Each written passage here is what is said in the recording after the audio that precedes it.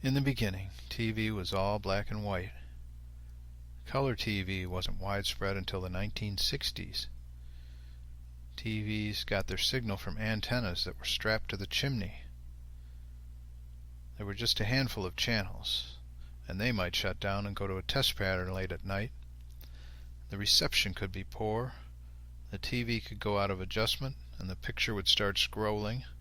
There was no programming guide, there were no infomercials or reality TV, no 24-hour news and weather, and there was no cable bill. TV was free.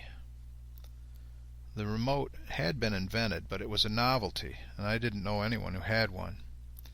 You had to get up, walk across the room to the TV to change the channel. There was no such thing as channel surfing. My friend remembers her dad letting her stay up past her bedtime if she would change channels for him. She became a human remote as he called out the channels.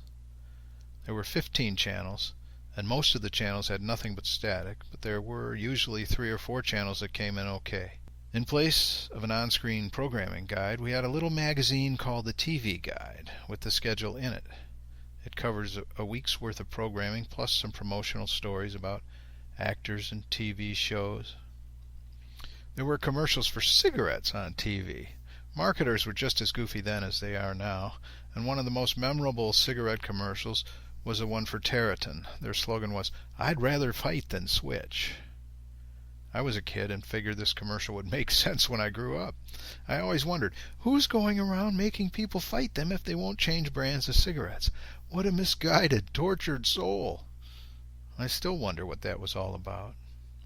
And there were TV dinners to go with your TV. They were frozen in a molded aluminum pan, and you baked them in the oven because the microwave hadn't been invented yet.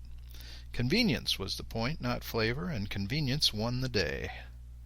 The changes in TV in my lifetime are just a small slice of the wonders that have become reality as I've aged.